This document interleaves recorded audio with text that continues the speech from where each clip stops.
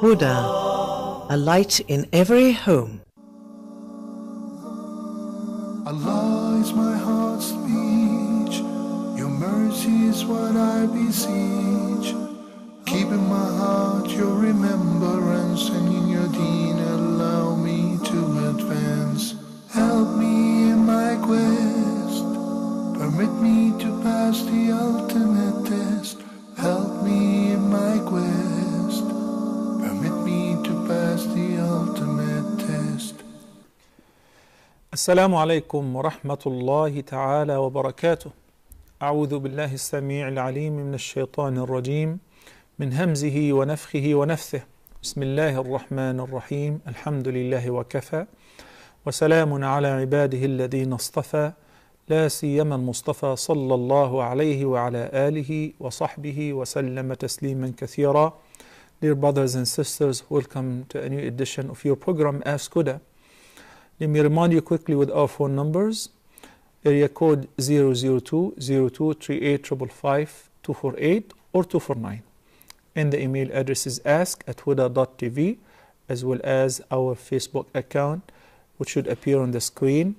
And I also get the questions on Facebook, and I try to reply to them whether in the program or on our Facebook account. Insha'Allah Azza Jal. Barakallahu fikum wa jazakumullahu khairan kathiran. We have a few pending questions from the previous episode. Adam from Australia said he noticed that there are rows of people praying in Mecca and Medina, and they're not attached, they're not connected, simply because of the vast area, especially during times where they're not considered peak time, off-peak time. If it is not Ramadan or Hajj, some days the haram is not full. So by the time people come to attend the prayer, they walk for several hundred meters in order to enter inside the masjid and get as close as possible to the imam. The sunnah, as the Prophet ﷺ ordered, to line up like the angels do line up, to be organized. And number two, not to leave gaps within the same row or the same line. Furthermore, if somebody finds a gap or a spot in front of him, he should move forward in order to fill in. The Prophet ﷺ said, "Man wasala saffan wasalahu Allah." If you see a saf or a row that is not connected and you fill in order to connect it, Allah will reward you for that and connect you to Him. As-salah is the most important ibadah. And one of my friends, who is now a da'iyah, I met him in North Carolina. He was a former Marine, U.S. Marine. When he entered the Islamic Center in North Carolina, he just entered for the purpose of seeing what do Muslims do in their headquarters. This is how he thought. And he was so scared, and his family were very worried as he was going there. And he observed a lot of things, beginning with warm welcomes.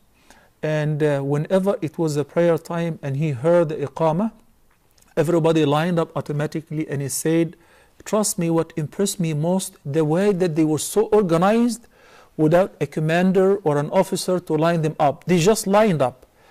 And if this is amazing, that it really impressed them. And the second visit he came, he accepted Islam and his entire family. Then he resigned and he dedicated his life to learn Islam, and now he's an Islamic teacher, Islamic studies teacher. If this is amazing, what's really most amazing is the scene of the pilgrims and those who are performing Umrah, hundreds of thousands, whether in the prophetic masjid or in Al-Haram in Mecca. Once the muaddin calls the iqamah, they line up in less than a minute without having to have somebody to organize them or discipline them.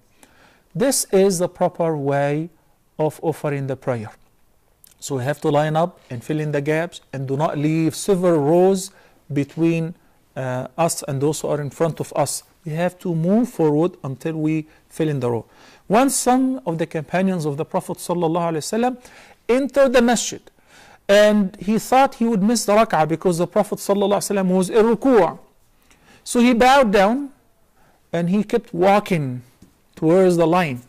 He did not pray all the way towards the rear of the masjid. He walked.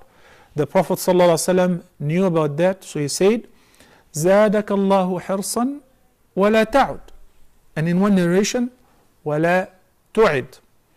May Allah reward you for your keenness and increase your keenness towards offering the prayer in jama'ah and attend from the beginning, but don't do that again.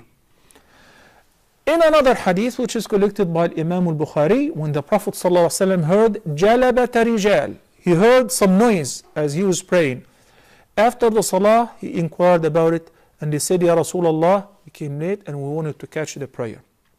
He said, if you come to the prayer, if you come to the masjid, come while walking and do not rush, do not hurry.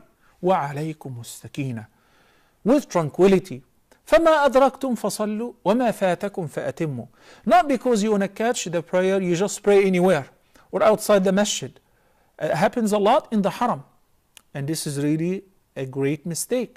People leave the haram empty and they pray outside or close to their hotel entrance. They think this is valid. No, that is not valid. If we say you cannot pray in your hotel room behind the imam, then similarly, if there is a room and if there is a space, you have to fill in first. You cannot just leave several hundred meters because you think it is more convenient for you to pray outside the masjid or close to your hotel door. Assalamu alaikum wa rahmatullahi wa barakatuh. We have Sister Zahra from Malaysia. Yes. Assalamu alaikum and welcome to Ask Huda. Alaikum salam wa rahmatullahi wa barakatuh, sir. How are you? I'm fine, alhamdulillah. Thank you for asking. Alhamdulillah, brother. I have 3 questions, sir, and this Please. is Amana from 3 different ladies. Just make sure they're easy ones, okay? I cannot promise this. Okay. Alhamdulillah. Brother, the first question is, this friend of mine had loaned some money to her friend, who said that she will pay it back after a week. And the week passed, and the payment was not made. Now, they have met after this time has lapsed, and my friend who loaned the money is feeling that her trust had been compromised. So she said, how do I deal with this in the deen? She wants to do it right. Number 1. Number 2, sir. There is a lady on the way to Umrah, and she got sick at the airport transit in Dubai and hospitalized in Dubai. She is like, sometimes she is conscious. She's like conscious of herself. Some conscious meaning normal. She's not mad. You know what I mean? But sometimes she's not. She tried to pull all the IV out of herself. She screamed. She tried to run out of the ward. Now, the other Malaysians who visited her are worried that they ask her to pray, but they feel like she's possessed sometimes and sometimes not. Could it be jinn? Could it be not? They're not sure. The question, sir, must she pray? This is the question. Let me just ask you a specific question. Now you're talking about a physical ailment. She's hospitalized, she got sick physically, right? Yes. Did you also mention that she might be possessed? What does this have to do with being sick or in the hospital and offering the prayer? And how did you guys figure out that she's possessed or maybe possessed? Because of the ruqyah, when the ruqyah was said to her, reaction that they got from her. That was one of the main reasons why they suspect it is. And a person who is professional in this regard who determined that she's possessed? No, sir. This is just one of the ustada, one of the lady scholars in Dubai. Okay. So that's question number 2. Question number 3 is regarding schooling, Islamic school for the children, also from a sister in Dubai, alhamdulillah. The only school that has good Islamic and Arabic teaching are basically majority Arabs, and she's a non-Arab. She's a foreigner in Dubai, and she wants to send her kids to a good Islamic school. But because it's majority Arabs and big names, if you know what I mean, there are a lot of disciplinary issues and a lot of, I think you know what I mean, sir. So she's trying to find a compromise here. If you can answer, please, sir. Jazakallah khairan. Salam to you, brother. Wa jazakum. Thank you so much. Brother Ali from Nigeria, Assalamu alaikum. Good evening. Good evening to you, Ali. How are you? Yes, Alhamdulillah, fine. May Allah subhanahu wa ta'ala reward you for what you are doing. Ameen. And the Ameen. Thank you so May much, He Sheikh. assemble us all in the under the shade of Al-Arsh on the day of judgment. Ameen. Sheikh, I have two questions. I have been wanting to ask these questions since last week. Mm-hmm. The first one is my account at the bank has accrued some interest. So to dispose of it, can I give it to some of my relatives that I know required some money, maybe, or should I give it to people that do not know me, or how do I dispose of it? That's my first question. Are they really poor? Second question is, Your relatives, are they really poor and in need for that money? yes, actually, definitely. Some of them are in need of it. Okay. So the second question is it permissible for a person to name his son Muhsin? Muhsin? Muhsin, because somebody told me Muhsin, Muhsin. Muhsin? Somebody told me yes, it's Allah subhanahu wa ta'ala. So I don't know if it's correct.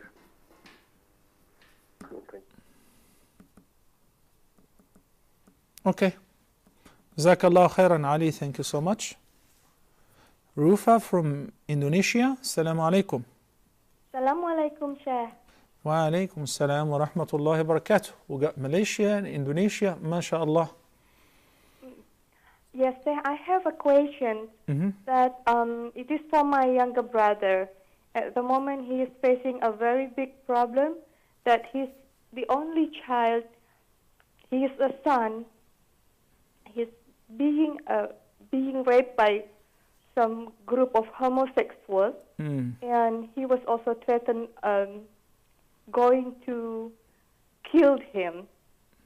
So now his son is becoming amnesia. It just happened a week ago, and it is happened in Bali Island. His son has become what? He's become forget everything. His son cannot remember even his name. How old is his son? 15 years old. 16 years old. 15. 15, okay. Yes. So, is there anything, some recitation or dua for my younger brother? Because now, because of the condition of his son, he cannot communicate, and but we found some proof on his body, and my younger brother tried to convince his son, because now the doctor is taking care of his son, but because of there is some threat that saying that they will kill his son, because his son keep on saying unconsciously that it is a trap, like this. So Okay. we don't know. We are just asking Allah to help us, but is there... May Allah guide him and may Allah give him shifa. We'll see inshallah what we can do with that. Barakallah fikum. Thank you, Rufa from Indonesia. Salma from Nigeria. Yes, Assalamu alaikum, Sheikh. Assalamu alaikum, Sister Salma. Wa alaikum assalam, Sheikh. The last time I called, I asked about the issue of someone who committed shirk. So ever since you give an answer, I'm seriously worried, because the reason why I asked that question is About somebody who commits shirk? Who are very... Hello? You said about somebody who I commits shirk? Yes. So he's asked me about parents. So they used to associate with... I can hear you. You're breaking off. Telling. Sister Salma, you're breaking off. And I do remember a few episodes back answering this question. It was towards the end of the program. But Okay. I would be more than happy if you can repeat the question in a clearer way, because I cannot understand you right now. You said? Yeah, I can. You're breaking off. Okay. Hello? So why don't you leave your question with the brothers in the control, please? And the brothers, can you collect the question and send it to me, inshallah? I'll be more than happy to answer in the next segment, inshallah. Atif from United Arab Emirates, and we will pause after this call, inshallah. Naam, Atif. Assalamu alaikum, Sheikh. Wa alaikum salam wa rahmatullahi wa barakatuh. How are you, Sheikh? I'm fine, alhamdulillah. Thank you for asking, Akhi. Alhamdulillah. Sheikh, I have a question. No. In my office, in my computer, I downloaded all the Quran. So whenever I have time, I'm reading. What is my question is, in the Quran, total 14 sajdas is there. So whenever sajda is coming, I cannot do sajda in the office because it's not clean. So what is my question is, I can, after coming home... Can you tell me one thing? How do you know that the office is not clean? Are you talking about the regular cleanness or the tahara? Cleanness is there, but there is no, means everybody is coming, going with shoes. That is why I'm saying. So, even if people are walking with the shoes in the streets, the street may be dirty because it's dusty, it has mud or whatever. But dirty in that sense does not mean that it is not pure.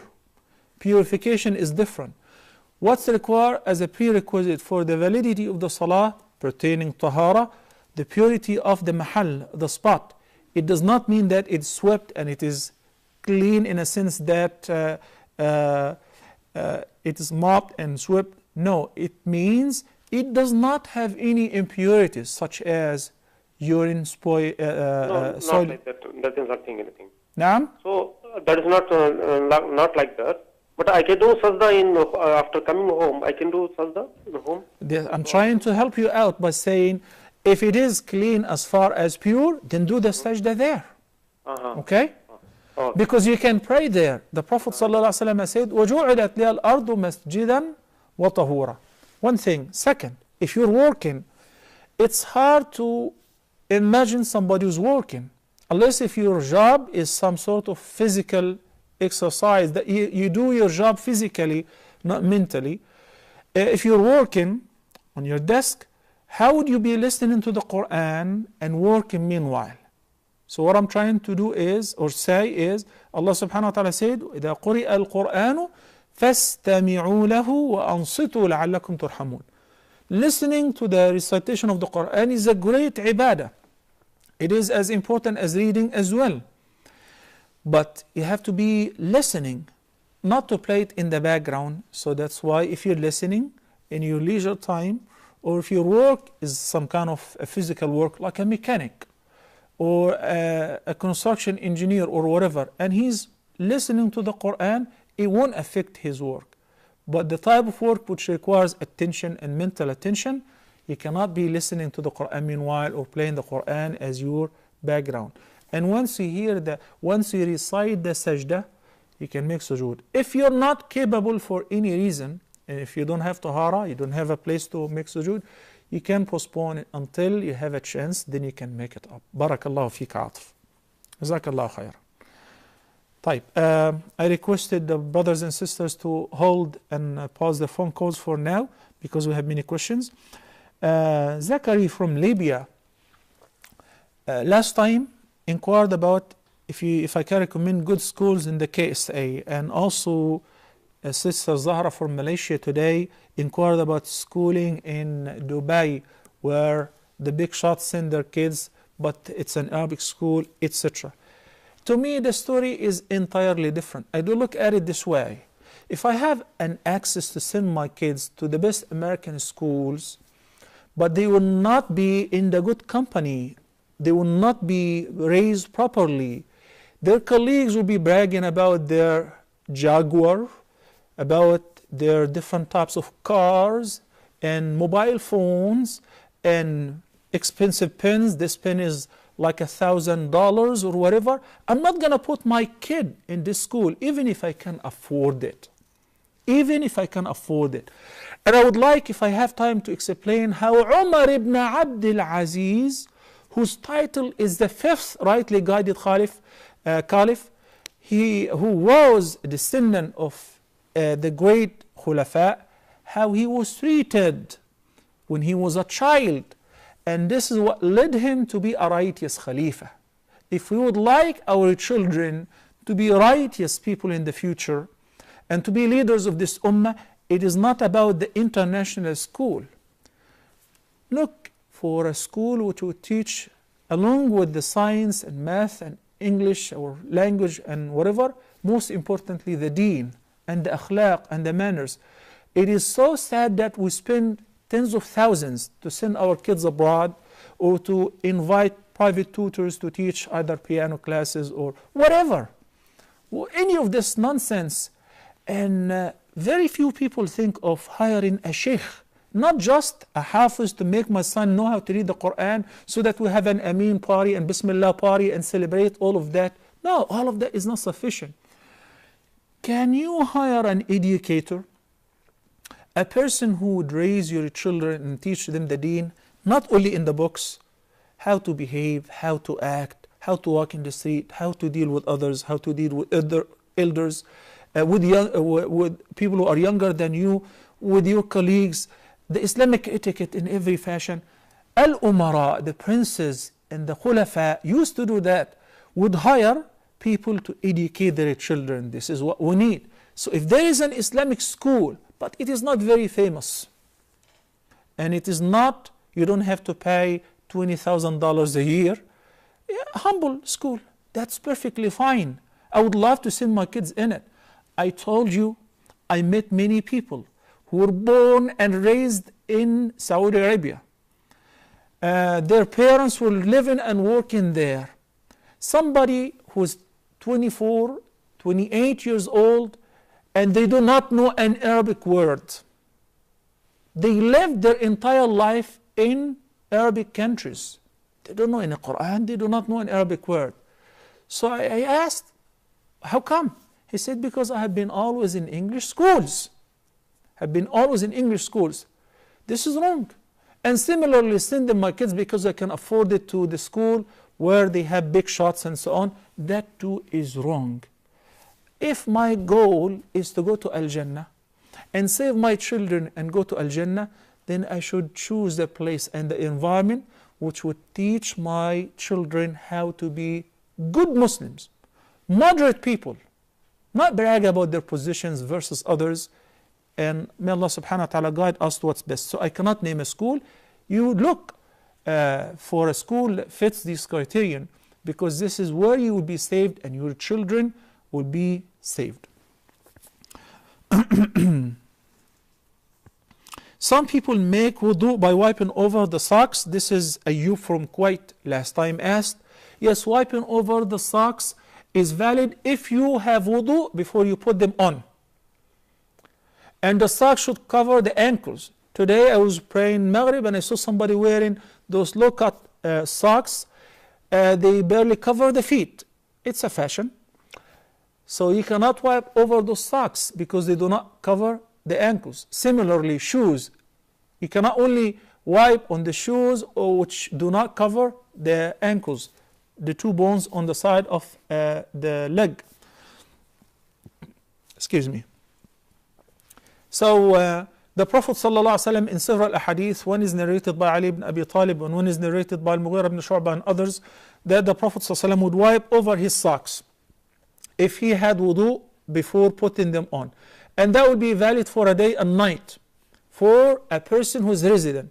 And if the one is traveling, then he's given the concession to wipe over his socks, don't have to take them off for 3 days and 3 nights, 72 hours. So this is a fact that Ahlul Sunnah wal Jama'ah believe in. And this is one of the things which distinguish and make distinction between Sunni and Shias. Because Ahlul Sunnah follow the Prophet ﷺ in this regard. And that's why the chapter of wiping over the socks will be mentioned sometimes under the chapters of belief or aqidah. Is it okay for my wife to use shampoo and wave-on? Yes, it is okay, and it is recommended too. Why do you think that women cannot wear makeup and perfumes? They can wear the best makeup, lipstick, eyeliners, everything at home for their husbands. But if they are ready to leave their homes, should remove any of that. Make sure that they're tafilat, they're very ordinary. Should not expose any of their fitna or their beauty to anyone other than their husbands or their maharim. This is what Allah subhanahu wa ta'ala said. وَلَا يُبْدِينَ زِينَتَهُنَّ, except, should not show or expose their zina, their beauty or adornment to other than, of course, the husband and or the maharim. So at home, you wear whatever you want to wear. But of course, for the nail polish, if the woman is not in her menses, which means if she prays and she's required to make wudu, she cannot wear nail polish, because the nail polish leaves a layer that prevents the water from coming in contact with the nails, and that nullifies the wudu. I see some sisters go for Hajj and Umrah with the nail polish. Then in this case the wudu is invalid, and anything that is based on it is invalid. Tawaf, Salah, you name it, because the wudu was not there in the first place. Muhammad from Australia said, is it permissible to divorce? He said, your wife. I would say somebody's wife. Is it permissible to divorce somebody's wife if she is pregnant? And this is the proper way to phrase the questions. Yes, it is permissible, and the divorce will be effective. And it will be effective. It is a bid'ah, an innovation, to divorce one's wife if she is in the menses, or after the menses is over and he had contacted her sexually. These times are not allowed for a person to divorce his wife. Rather, he should divorce her if divorce is the last resort. في طهر لم يجامعها فيه, in a purification where he did not touch her, meaning did not have a complete sexual relation with her. How can a single man fight his physical or sexual desires? The Prophet ﷺ said, من استطاع منكم الباءة فليتزوج. Marriage. And sometimes youthful men do have this extra desire, and that's why Allah subhanahu wa ta'ala said, فَانْكِحُوا مَا طَابَ لَكُم مِّنَ النِّسَاءِ مَثْنَى وَثُلَاثَ وَرُبَاعَ. It is permitted. But if one cannot afford it financially, then in this case the Prophet ﷺ prescribed fasting. فَالصَّوْمُ لَهُ وَجَاء. Fasting will be a shield or a protection in this regard. It will weaken the desire to the utmost. So as-sawm is an alternative. Increase in making dhikr, and do not stay alone by yourself for a long time. Hang around with people all the time. And by the way, exercise and physical sports, which will make the person worn himself out in a physical effort, would divert his attention from things like that. Lowering the gaze, obviously, staying away from the bad company, because this is like similar to fire and gas. Then you kindle a fire. So stay away from the sources of fitan, and strengthen yourself by siyam, fasting, making adhkar and dua, and exercise, the physical exercise. Let's take a short break, and inshallah once we come back we'll start taking phone calls. We'll finish the pending questions along with some of today's question, and we will get more questions to be answered inshallah azza jal after the break, so stay tuned.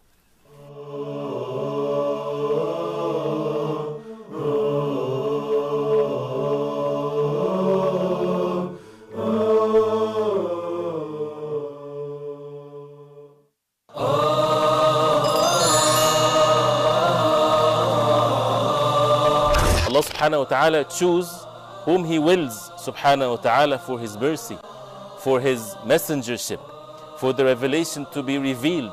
This is not for the human beings to make that decision. If a person would turn to Allah subhanahu wa ta'ala sincerely, truthfully, asking for forgiveness, Allah subhanahu wa ta'ala promised to forgive. We have as Muslims a duty, and that is to recite the book of Allah, to ponder over the verses, the words of Allah subhanahu wa ta'ala, and to act according to the Quran. The mercy of Allah subhanahu wa ta'ala encompasses everything, but who would this mercy will be for? And the Prophet sallallahu alaihi wasallam was sent to all mankind. So the ummah, or the people of the Prophet sallallahu alaihi wasallam, are all mankind since the time of the Prophet sallallahu alaihi wasallam till the day of judgment. Why waste our life without getting to know every verse in the Quran, what Allah subhanahu wa ta'ala wants from us?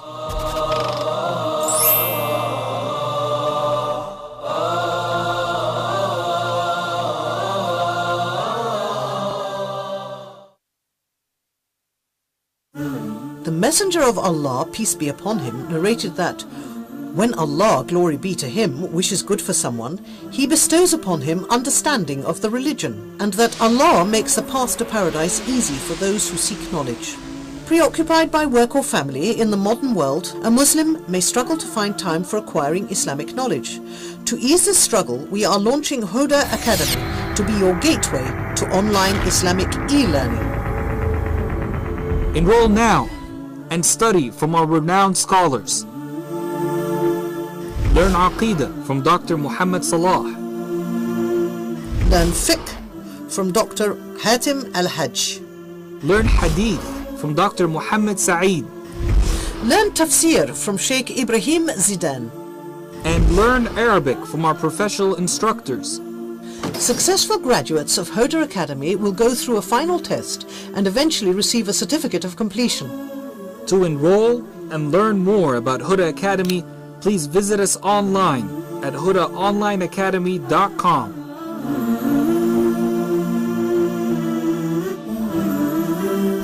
Huda Academy, your gateway to authentic Islamic knowledge.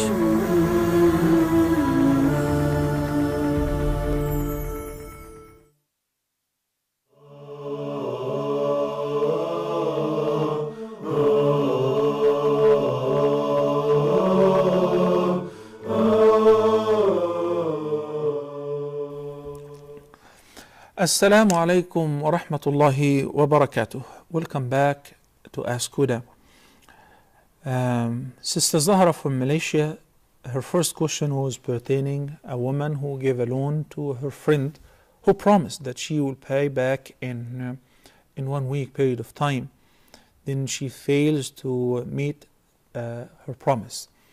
So she feels shy to remind her with the payment. There are several things relating to this subject. Number one, pertaining feeling shy to ask, and whether this is good or bad, praiseworthy or dispraised. Once the Nabi sallallahu alaihi wasallam heard one of his companions was advising another person concerning a loan that he gave to somebody and he was shy to ask for it. It was past due. He was telling him that you should not feel shy. Just talk to him. So the Prophet sallallahu alaihi wasallam addressed them by saying, دَعْهُ فَإِنَّ الْحَيَاءَ مِنَ الْإِيمَانِ. Leave him alone. Shyness is one of the branches of Iman. So the sister who feels shy to ask for the money, this is a sign of Iman. This is not a dispraised attitude. No. In our worldly life, which has become very materialistic, people would normally think the opposite. No, I did you a favor. You have to fulfill your promise. You have to meet what you conditioned. You have to give the money back. I want to also mention that when you give somebody a loan, the reward for giving him a loan is greater or double the reward of giving him the same amount in a charity. How come? Because when you give in a charity, this is an extra amount that you don't want it. Whether it is zakah or voluntary charity, so you're not expecting the money to come back. But when you give somebody a loan, you're taking the risk that your money may not come back. You give him in order to give him a relief, to give him an ease out of the hardship, the financial adversity that he's experiencing. So perhaps you yourself need the money. You're doing this in order to remove the calamity or the burden of somebody else. And the Prophet ﷺ says in the hadith, من فرج عن أخيه كربة من كرب الدنيا فرج الله عنه كربة من كرب الآخرة or يوم القيامة. Whoever delivers his brother out of a hardship or adversity in this dunya, Allah subhanahu wa ta'ala will pay him back by delivering him out of hardship of al-akhirah, of the hereafter. Imagine. In the hadith, the Prophet ﷺ said that on the day of judgment, telling us about a scene of what will happen on the day of judgment. They will bring somebody, they ask him, do you have any good deed? No, I do not remember doing any good deed. Except one thing, that if I gave somebody a loan and he was not able to pay back on time, I would give him a respite. انظروا, I will make it easy for him. So Allah subhanahu wa ta'ala himself will speak out saying that we are more worthy than you to do so. Take him to Al-Jannah. Giving ease and making things easy for others is one of the greatest virtuous acts. The Prophet ﷺ said in one hadith, لأن أمشي في حاجة أخي حتى أقضيها له خير من أن أعتكف في مسجدي هذا شهرا. Compare the word of number one, I will actually mention number two first. The word of making i'tikaf in the prophetic masjid for a whole month. Imagine each salah is worded 1,000 times more than praying anywhere else except in al-Masjid al-Haram. Fine. So i'tikaf for a whole month in the prophetic masjid has a great reward. Helping somebody who's in need until his need is fulfilled has a greater reward than making i'tikaf, than the reward of making i'tikaf in the prophetic masjid for a whole month. More and more ahadith collected by Imam Muslim and others in this regard. But keep in mind that if we were so amazed that Sa'd ibn al-Rabi', the Ansari, who offered Abdul Rahman ibn Auf of the Muhajirin, he offered him 50% of his wealth, one of his houses, and he said, I can even divorce one of my wives if you're interested. He offered him 50% of what he has. If this is really amazing, what's more amazing is the reply of Abdul Rahman ibn Auf, who was very decent, and said, Barakallahu laka fi malika wa fi baytika wa fi ahlik. May Allah bless you in your house, in your wealth, in your family. Rather, show me where is the market. That's called dignity. Some people think that these guys have a lot of money. Oh, he's working in an international company. He must be making tons of money. So if I ask him for a few thousands, it won't hurt him. So he's taking the money with the intention that he's not paying back. For him, I would like to tell him the following. قال رسول الله صلى الله عليه وسلم, the Prophet صلى الله عليه وسلم said, من أخذ أموال الناس يريد آداءها أدى الله عنه ومن أخذها يريد إتلافها أتلفه الله. One who borrows money from people because he's in need, he's desperately in need, and he intends to pay back, Allah will help him out to settle his debt and pay back on his behalf if he can. But one who took the money because he thinks they have a lot and he's not planning to pay back, then أتلفه الله. Allah will destroy him and destroy his wealth. Assalamu alaikum wa rahmatullahi wa barakatuh. Muhammad from Qatar. How are you, Sheikh? I'm fine, alhamdulillah. Thank you for asking. Okay. I have a question. Can a jinn or shaitan able to damage a believer's body? For example, is it possible to make any damage like heart, kidney or cancer? Okay. Barakallahu fi. Jazakallahu khair. Nawshab from Oman. Assalamu alaikum. Walaikum salam, Sheikh. How are you? Alhamdulillah, shukra. Can you tell me the meaning of Nawshab? It's not B, it is D. D for dates. Naushad. Naushad. Okay. Yes, yes. What does it mean? A couple of days before. What does it mean? I think it is happy. Happy? The closest meaning to Arabic is Nushat. So this is popular in India. This name is so popular. This is an Indian name though? Yeah, I'm from India basically. Naushad. Yes, yes. So brother Happy, what's your question? Okay, so I have one question. I'm working as a teacher, and your students must be very happy with you too. Inshallah, I'm expecting for that. Inshallah. So, Sheikh, the hijab for men is like lowering the gaze, if I'm not wrong. And in my class, there are many ladies most of the time, and my concern now is if I lower my gaze, then it must be like I have to take the class either by looking into the ground or by looking into the ceiling. And if I do so, I'm afraid like the student may not have the attention towards the class. Oh, you're talking about your students? Yeah, students, yes.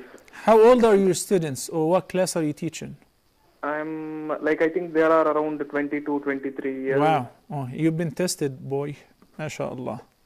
Yeah, so I want to be in the hijab for men. What is prescribed? I wouldn't use the word hijab for men because men should cover their awrah.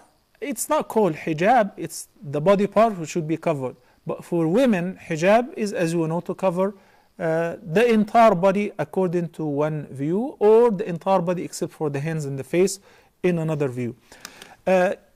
Yes, you've been tested, and it is hard to be in a class like that. But I'm not going to tell you to quit working. If you find a school where you'll be only teaching boys, that's much safer. Alhamdulillah, shukrullah. Otherwise, if you're stuck in this place and this is what you have for the time being, yes, you have to keep looking only towards the boys, or lower your gaze so that you would not be looking at girls, because they are grown-up girls. You're talking about college students.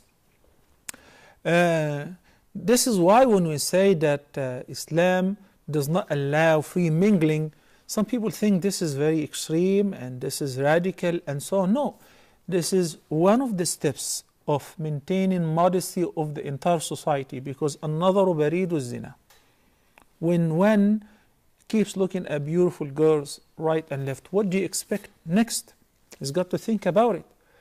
And if one of these girls are not really properly brought up, and she speaks softly to the teacher or send them a message or a love message or whatever, one thing leads to another. And we have seen this all the time, whether in America or any of the Muslim countries, because this is a human instinct. So for the time being, I advise you to lower your gaze, or sit the boys on one side or the girls on one side, or the boys in the front and the girls in the rear. And this is how.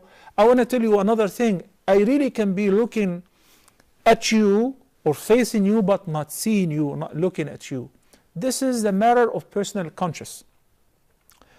So when you have this conscience of Allah's presence and He is watching you and He order you to lower your gaze and so on, that will help you, inshaAllah Azza Jal, to lower your gaze. May Allah help you in this regard. Thank you, Brother Nushid. Assalamu alaikum. Abdullah from Algeria. Assalamu alaikum, Sheikh. Wa alaikum assalam wa rahmatullahi wa barakatuh. Inshallah, Sheikh, I want to ask two questions. Please. Yeah, my first question is, sometimes I'm making some sujood. No. Shukurullah. Yeah. Yeah, is it possible or not? And the second question is, my Salat al-Shafr al-Witri, I'm leaving it to the last of the night, because I'm always working the night, last of the night, to make some nafla. After nafla, I make Salat al-Witri. Masna. Now, what about Salat al-Shaf'i wal-Witr? Yeah, I'm leaving it to the last of the night. After the nafla prayers in the night, then I make it. So what is the question then? Yeah, because on Monday I hear you that you are talking that you're supposed to make the Shaf'i al-Witr before going to sleep. You heard that where exactly? Monday. One day? Yeah. Okay. That's not said at all. Rather, Salatul Shaf'i wal Witr is prescribed to be the last prayer of the night. You can postpone it until before Fajr, if you're planning to get up and pray, and if you're capable to do so. But for those who can barely pray Isha and pray at night, then go to sleep because they have to get up early morning, and that is their routine, it is advised for them to pray Shafa and Witr before they go to sleep, lest they may skip it. Okay? As far as sujood al-shukr, it is prescribed to make one sajda of shukr or gratitude when you hear the good news or Allah words of something evil that was about to befall you. And the Prophet ﷺ have prescribed that. He made sujood al-shukr as he entered Mecca while he was on the back of his camel, sallallahu alayhi wasallam. So the person may fall in sujood upon knowing good news or have received something that pleases his heart, or to thank Allah subhanahu wa ta'ala for protecting him from any harm.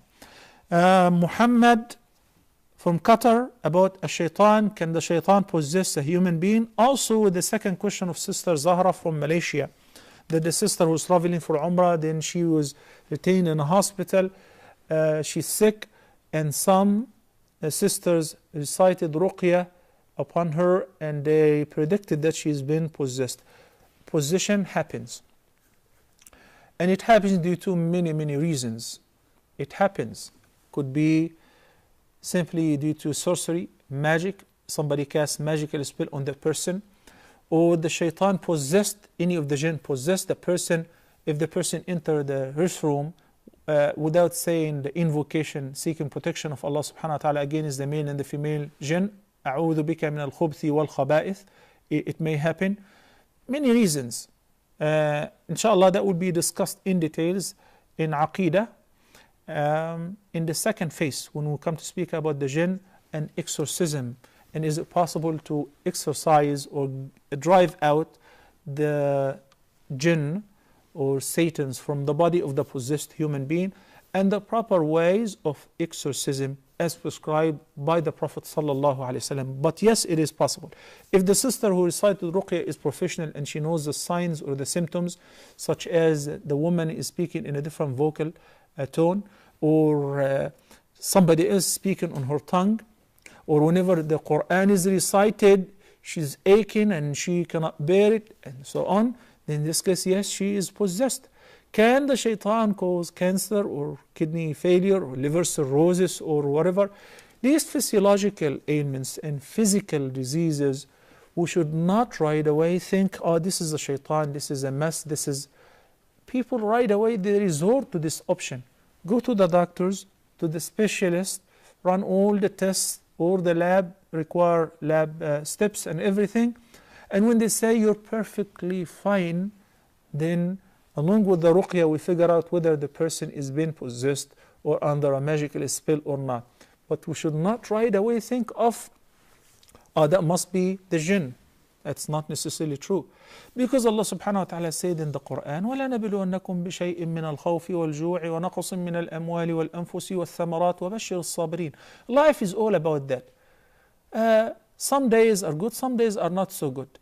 Today somebody is happy. In the evening he may lose a beloved person. He's very healthy and he was the world champion in whatever. Then all of a sudden he loses a limb, he becomes a handicap. Alhamdulillah. Thank you, Allah, for whatever you give me, and thank you for whatever you take from me. Patience.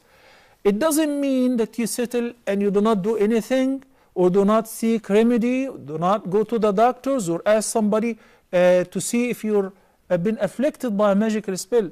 Utilize all the possible legal means. Go to the doctors, to the specialists, run all the tests. And meanwhile, the ruqya is very effective, whether in physiological cases or mental cases. It's not only related to the mental cases. And Nabi sallallahu alaihi wasallam would give ruqya for any person who's sick. And Umar ibn Khattab used to recite Surah Al-Fatiha as means of ruqya. And as you know, the incident of the leader of his clan who got bitten by a scorpion, and some of the Sahaba gave him ruqya by reciting Surah Al-Fatiha, and he was cured. طيب. Ali from Nigeria, the interest that he collected from the bank, if there is no other bank, if there is no Islamic banks, and you have to save your money in this bank because otherwise it's not legitimate. So you collect the interest and you give it to the poor, whether he's a relative or an orphanage or a school or a hospital, no problem. The name Muhsin, can somebody be given the name Muhsin? Yes. فمنهم محسن ومنهم ظالم لنفسه فمنهم مقتصد ومنهم ظالم لنفسه. The word Muhsin has been mentioned as the person who is a good doer or a righteous doer. So it won't hurt to call a person Muhsin, because you're not giving him one of the traits of Allah subhanahu wa ta'ala. So Muhsin means a person who is a good doer. It's okay. As far as Roma and her nephew who's been raped by a group of homosexuals and he lost memory or whatever, it could be a psychological shock.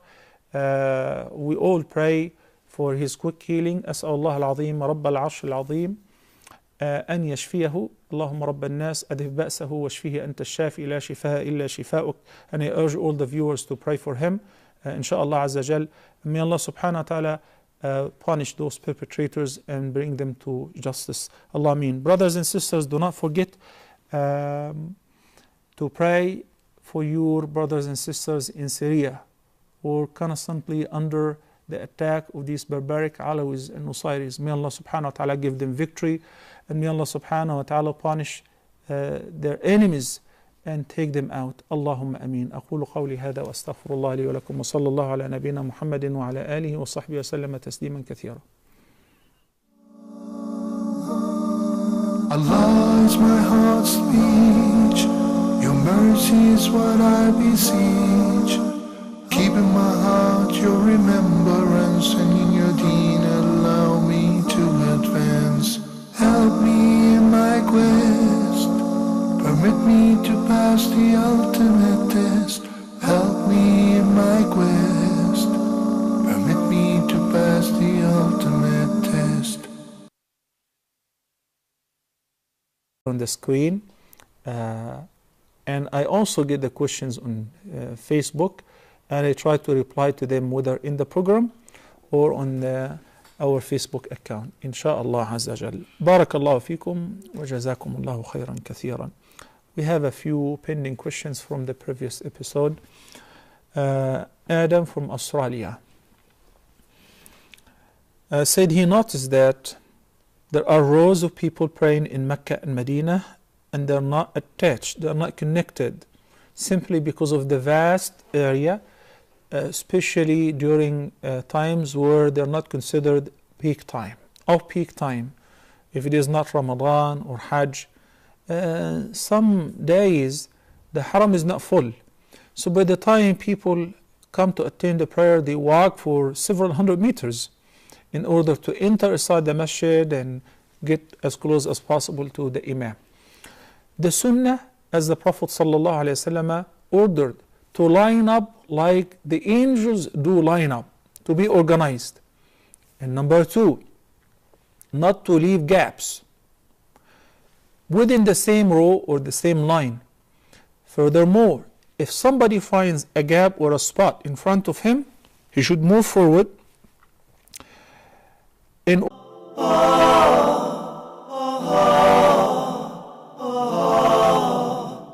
Huda, a light in every home.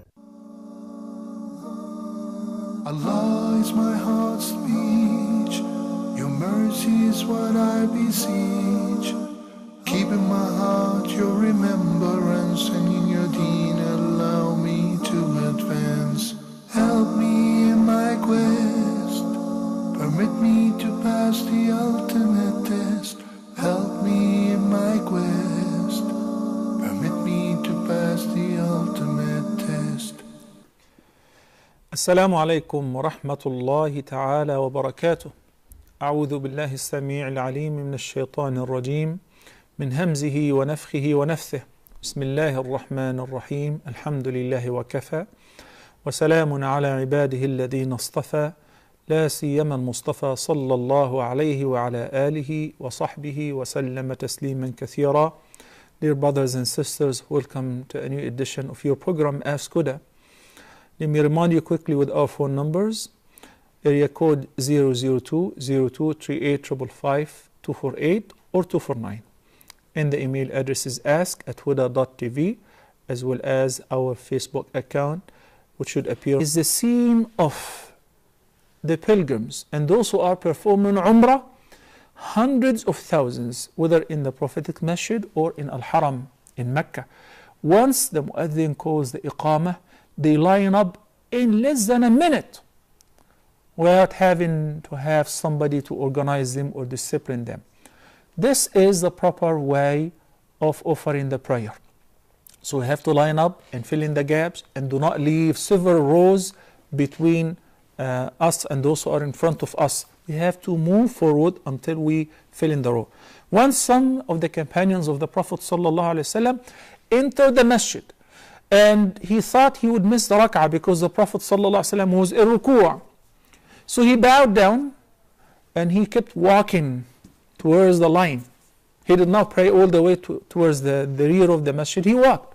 The Prophet ﷺ knew about that, so he said, زادك الله حرصا ولا تعد. And in one narration, ولا تعد. May Allah reward you for your keenness and increase your keenness towards offering the prayer in jama'ah and attend from the beginning, but don't do that again. In another hadith which is collected by Imam al-Bukhari, when the Prophet ﷺ heard جَلَبَةَ رِجَالٍ order to fill in, the Prophet ﷺ said, مَنْ وَصَلَ صَفًّا وَصَلَهُ اللَّهِ. If you see a saf or a row that is not connected and you fill in order to connect it, Allah will reward you for that and connect you to Him. As-salah is the most important ibadah. And one of my friends, who is now a da'iyah, I met him in North Carolina.